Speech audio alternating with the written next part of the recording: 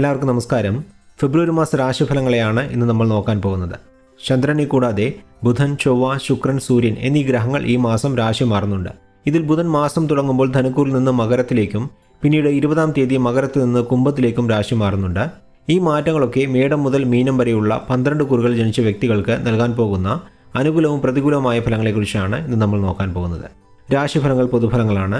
ഓരോ വ്യക്തിയുടെയും ജാതക രീതിയിൽ നടക്കുന്ന ദശാപഹാരങ്ങൾക്കനുസരിച്ച് ഇതിൽ മാറ്റങ്ങൾ ഉണ്ടാകുമെന്നുള്ള കാര്യത്തെ ഒരിക്കൽ കൂടി ഓർമ്മിപ്പിച്ചുകൊള്ളുന്നു. ശരി, എന്നാൽ നമുക്കിനി ഫെബ്രുവരി മാസ രാശിഫലങ്ങളിലേക്ക് കിടക്കാം.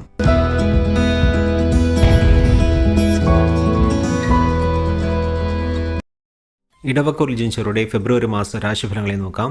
മാസം തുടങ്ങുമ്പോൾ രാശിയധിപനായ ശുക്രൻ അഷ്ടമ രാശിയിൽ സഞ്ചരിക്കുന്നത് അനുകൂലമല്ല എങ്കിലും 12-ാം തീയതി മകരക്കൂറിലേക്ക് ശുക്രൻ മാറുന്നതോടെ കഴിഞ്ഞ മാസാവസാനം മുതൽ അനുഭവിച്ചുകൊണ്ടിരിക്കുന്ന ദോഷഫലങ്ങൾ മാറുകയും അനുകൂല ഫലങ്ങൾ ലഭിച്ചു തുടങ്ങുന്നതുമാണ്.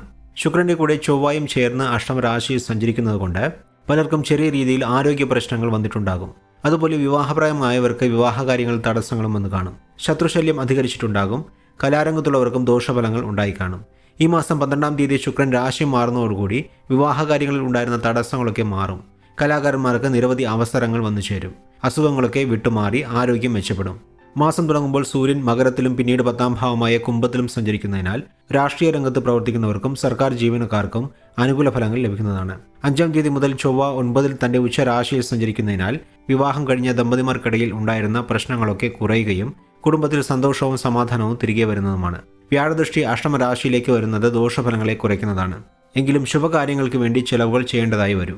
ഒരു വശം ചെലവുകൾ അധികരിച്ചാലും രാഹു അനുകൂലമായി സഞ്ചരിക്കുന്നത് മൂലം വരുമാനവും അധികരിക്കുന്നതാണ്.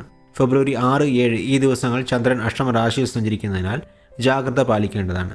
മൊത്തത്തിൽ നോക്കുമ്പോൾ മാസം തുടങ്ങുമ്പോൾ ഗ്രഹനില അനുകൂലമല്ലെങ്കിലും മാസം മധ്യം മുതൽ അനുകൂല ഫലങ്ങൾ ലഭിച്ചു തുടങ്ങുന്നതാണ് എന്ന് പറഞ്ഞുകൊണ്ട് ഇടവക്കൂറിൽ ജനിച്ചവർക്കായുള്ള ഫെബ്രുവരി മാസ രാശിഫലങ്ങളെ ഇവിടെ നിർത്തുന്നു.